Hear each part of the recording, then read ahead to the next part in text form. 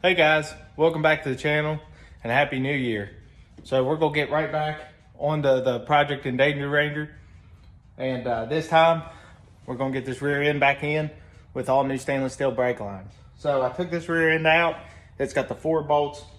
I took it right off the shackles. The shackles are still in the truck, but I've got brand new polyurethane bushings to put in. And then we'll get back, I'll put my stainless steel lines that run to the back and get everything plumbed up with brake lines in preparation of getting this in. And then we got new brake cables to go all the way through it and get everything along that brand new brake shoes, wheel cylinders, everything. So that's what we're gonna do in this video, is get that rear end hooked up and start moving back towards the front, working on brake lines. So let's get started. All right, so I've already removed the old ones. I've got an Instagram video showing you how I done it, just a short one with a drill bit, walked them out, and then took a wire brush, went through, cleaned everything up, and then hit it with some rust encapsulator and then some VHT epoxy paint. So now I've got these energy suspension bushings. That's polyurethane. I know there's a debate on whether using polyurethane or not because it might ride a little rougher or something. I'm not too worried about it. I like the performance of polyurethane, so I like its longevity, and I like that it doesn't use the outer metal ring. So what we're gonna do is, your larger ones are on the front, like so, and then you've got the smaller ones that's on the back. So what I'm gonna do is, every point that comes in contact with metal, you need to put this grease on it. So we're gonna put the grease here inside, we're gonna put some on the bushing, we're gonna put it on the inside, and then we'll also put it on the face of the bushing when it goes into the shackle and when it bolts on. And then, like I said, we're gonna put it on this because these slide through.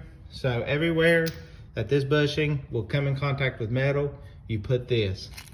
So I'm gonna go ahead and get these bushings in with the sleeves. All right, so the first one's in. So this grease is very tacky, so it is gonna be harder to drive this in. But when I put the bushings in, I try to turn it just so it seats and locks it in. And then when you go and put this sleeve in, it is gonna go tough. So I use a block and just kind of hammer it in. And that's your final result, is it's sealed in there pretty tough. Like I said, this grease is very tacky. So now we'll go ahead and do the other side. And then it uses these smaller bushings. And then we'll be done with this. So before I put the brake lines on, I'm actually gonna go ahead and try to get those off. So they're up here, of course, 1 bolt and a nut. So it's actually pretty hard to get to the nut up top. So I'm going to have to play around and see what I can do here, because there is no accessing it from the back side. But we'll see. I'll try to get probably the impact on it on the front and use the same technique of spinning it till we get it broke free and can get it hammered out of there. So let me try a few methods and I'll come back and let you know what worked. All right guys, they're out. So they ended up having these stops on top of the shackle, or on top of the mount I should say. So that held the bolt. So just a little bit of penetrating oil, some heat, a breaker bar, and a 13/16 that actually came out. So you can see these are cruddy, the coating's coming off of them.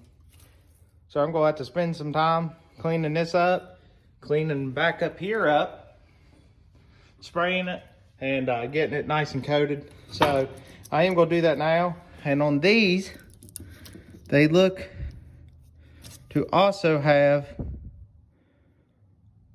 potentially a metal ring in them. So I'm gonna use the press and press these bad boys out. So that's what I'm gonna do after I get all this cleaned up so it can be dried when I put the encapsulator on it and some VHT. So the nylon brush on the drill and little time. All right, so I got the shackles cleaned up, and then I've got the frame all cleaned up and painted on both sides. So now we're gonna go ahead and grease these bearings up the same ways, or the set bushings the same way we did the others, and get them slid in. And then what I'm gonna do is go back over here, attach those to the rear, go ahead and put my jack under it, get it slid back under here, let the lift down, and then get it walked up on there. So that's the plan for getting the rear end up in there. But one thing I am forgetting about that I'm going to have to go back and do is go ahead and run that brake line and get it over there while I don't have to compete with this rear end. So this, attach them to there, and then I'm going to put the brake line on and then pull that over. So let's go ahead and get going. All right, guys, I just want to stop and show you these brake lines that I'm getting ready to put on. They're from a company called Fine Lines. So these are stainless steel brake lines that I ordered because I don't want to do this again. But the quality of these lines are insane. So they come pre-made for the vehicle. They had 94 Ford Ranger. But they come and they've got the notes that says remove this bend, and they're very precise. You see I got a bunch of them here for the rear end and for the front. I've got everything to redo every brake line on it. But these are just some high quality lines. I just wanted to stop and just show that this is well worth it. So if you go on Fine Lines and check out their products, it's crazy. So just wanted to point that out. So let's get back to it. All right, guys, I got all the bolts cleaned up. I got these brake lines on.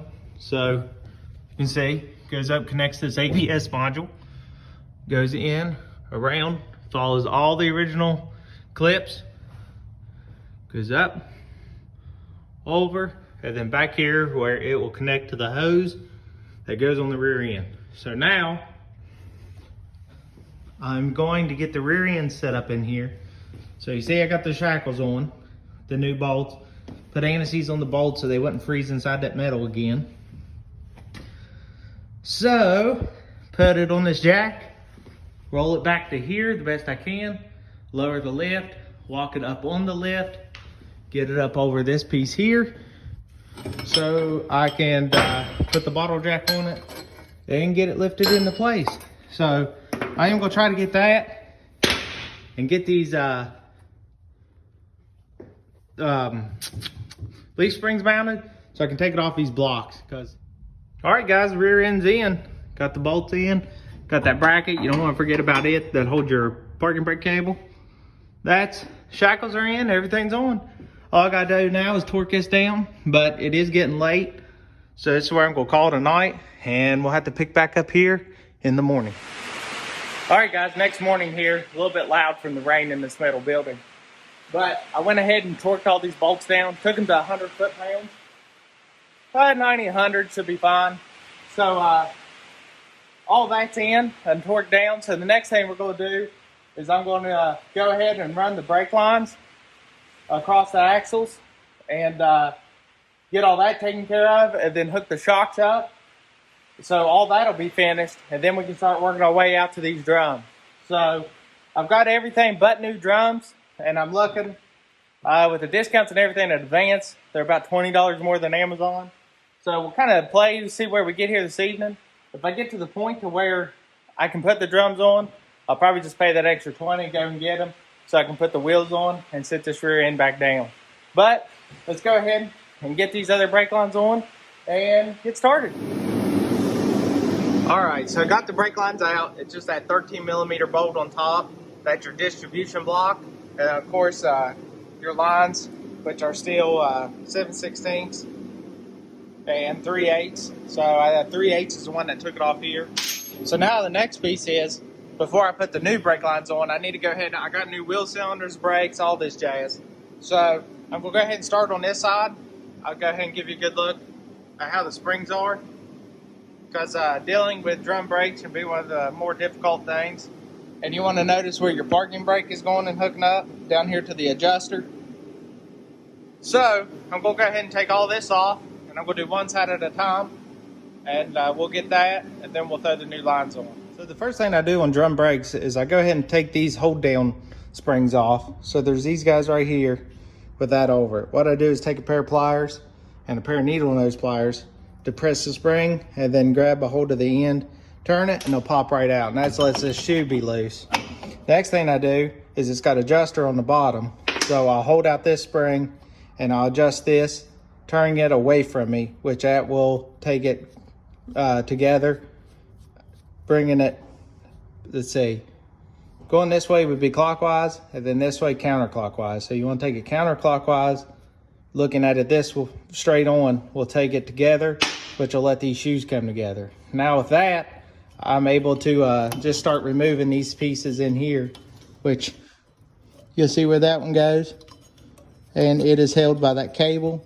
And then I can start, with this being loose, working it around to get these off up here.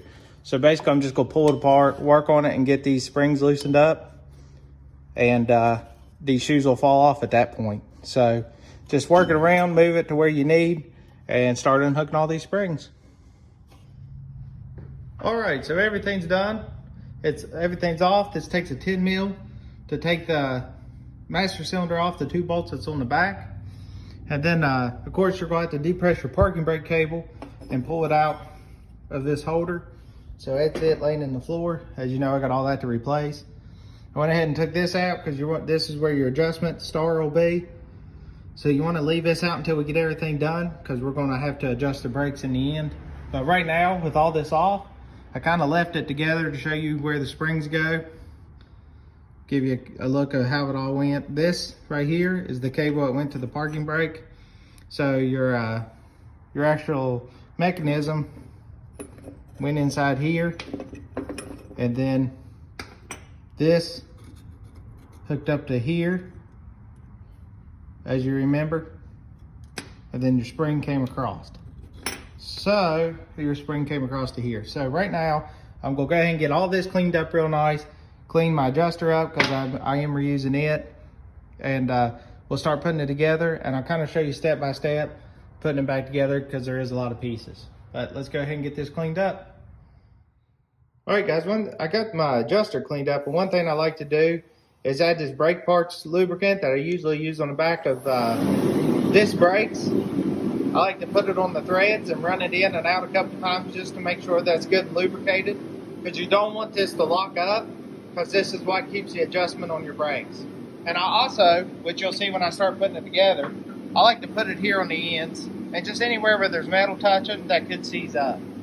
So I got this pretty clean. So I'm gonna go ahead and start assembling. I'm gonna get all my new items out, and I'm gonna start with putting the new master or wheel cylinder in, which will just go here and bolt up. I just get it tight. I don't put a lot of torque on it because those are really small bolts. So I'm gonna throw it on there and grease up this adjuster. So I got the wheel cylinder on. That's all greased up, but I wanted to show you, here's the part number for the wheel cylinder, and here's the part number for the brake shoes. Here's the part number for the brake kit. And then there's all my new cables, but I hastily took them out of the boxes. So here's the 3 brake cables. So what that is the left side, the right side, and then the one connecting to the pedal. So, and then one other thing here is the rear brake line that goes in the center. All came from Advance Auto, so you should be able to pick it up there. Now the next step is getting all these brake shoes back together. So what I'm going to do is I'm going to start with these top springs, and I got to clean this bar up and clean this parking brake bar up. So I'll do that, and then the parking brake cable. So it's this long one that I took off, as you can see here. So that is this guy right here. I'm going to go ahead and put this in through and just drape it over to the other side, because that's where it goes. You can see where I cut it. Let me take you over there. So you see it ran across. So this piece goes up to the front like so. That's that other cable. And then, all right, so I went ahead and I put this left shoe on. So you always want to remember your small shoe goes to the back, and then your large shoe will be towards the front of the vehicle. And that's because most of your stopping power is applied out, so to slow the rotation of the vehicle. But anyways, went ahead and snapped the new cable in, ran it. The parking brake plate goes in behind. So remember, it clips up through here, runs down, and then It's hard to see, but it clips in right back there. So once I've done that, I put the brake shoe on, and then I put this clip in. So I have the tool that does it, but for me, I've always found it just easy to push in and then turn it. Turn this washer, and then just get it to hold, take the pliers and turn that around, and you're fine. And then I went ahead and put this piece on that holds the brake shoes back. And then I put my cable, my cable run, and then I hooked it to this piece down here. You see I greased everything. And then I put this spring on to hold that shoe back. So now that that shoe's on, I can go over to this other side. So you've got this bar here, your adjuster bar. So the spring goes on the indented side, and of course it sits in these notches here. So what I'll do now is press this shoe up against with that bar in there, put the pin in to hold the brake on, and then I'll put these final 2 springs in and hook it up. Now the kit comes with these are emergency brake clips. This model doesn't use it, but if you did, some of them has a pin that goes through that you'll have to slide this on, and that's what holds the emergency brake pivot arm on. This one doesn't have it. It's just that this model didn't have the drilled hole, but that's where we're at. And get this side on, show you the finished product. All right guys, so I got most of it on. As you can see, I got my clip on, and I was going to adjust this out so I could put my spring on up here, and I found my adjuster's frozen on one end. So I'm going to have to make a run to the parts store and get the adjuster. So I figured while I was there, I'll just grab the drums. But I'll run to the parts store and get that, and we'll pick back up. Alright, so I went to the parts store. Here's the part number on the kit. It comes with the new cable, the bar, adjuster, and the, oh shoot, sorry, my mind's going blank, the cable run, and the new plug. So what I found out on my other one is that this piece was actually seized on and wouldn't turn, so it wouldn't let me adjust. So I do got all this together, but I am going to go ahead and just pull it back apart, and all I got to do is take these springs back loose here, and then this piece will all come down and I can put the new on. Alright, so all the new pieces are on. So the reason I need this adjuster so bad is because once you put it in there, it'll spread this apart further enough so you can get these cables on that hook around here. So what I always try to do is hook this red first, let the brake shoe come around so I can hook all this up, and then pull it back. And while I'm holding it, I'll slide this spring on. Now there's a tool to put these springs on, but I always just use a screwdriver, put the spring on the screwdriver and pry up and push it down and on. It works out pretty good. I never have much trouble, but this side is on. I'm going to take a degreaser wipe and wipe everything down, make everything sure is everything good. I did show you the wrong part number earlier for this side. It is a different part number. I have to find the packaging, but the part number I showed you before was the right side. I believe it's the 93. This side was the 92. But now, while I was at the parts store, I went ahead and picked up a drum. So what I'm going to do is put this drum on here, which is that part number there. So I'm going to put this drum on, and I'm just going to run it to where the brake shoe is barely catching the drum. So I'll do that by just pulling this up and running a screwdriver, flat screwdriver in the back, and turning this until I get a little bit of drag.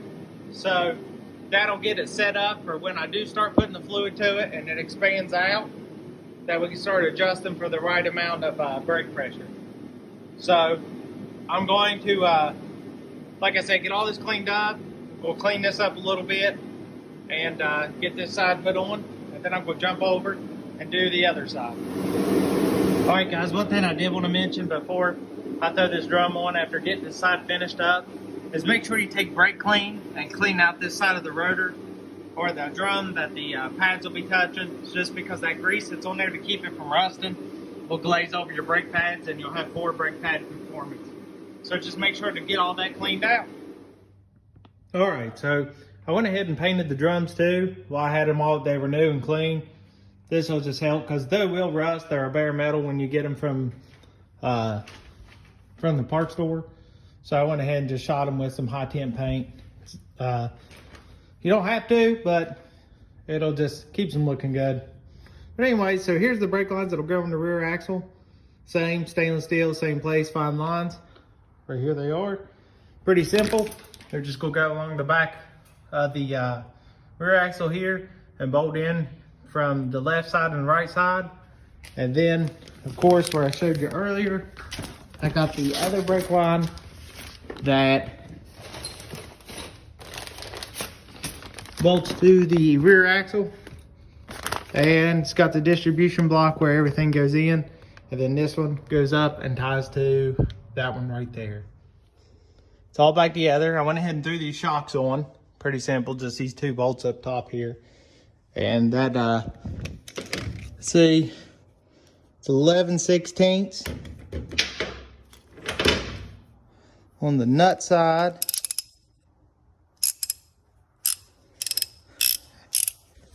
And 3/4 on the bolt head side. So 3/4, 11/16. Torqued to 53 foot-pounds. I go always to the high side, just because it's first initial seating. But that's in. These brake lines are in and tightened down.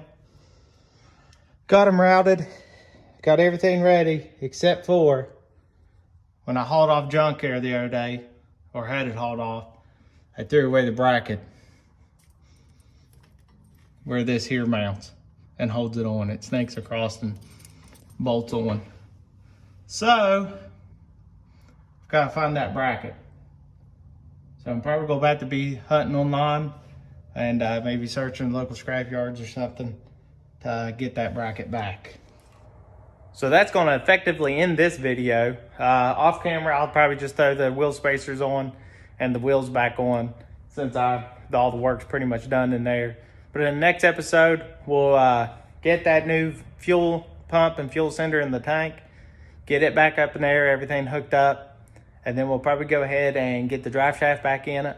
So basically everything up under it can be buttoned up, and hopefully get that bracket pretty soon, or find one, and we can get that all tied in, and then we can move back up to the front and continue what we're doing up there. But until next time, guys, please hit that like and subscribe button. Follow me on Instagram, Mustang Jackson 67. Till next time, let's keep building.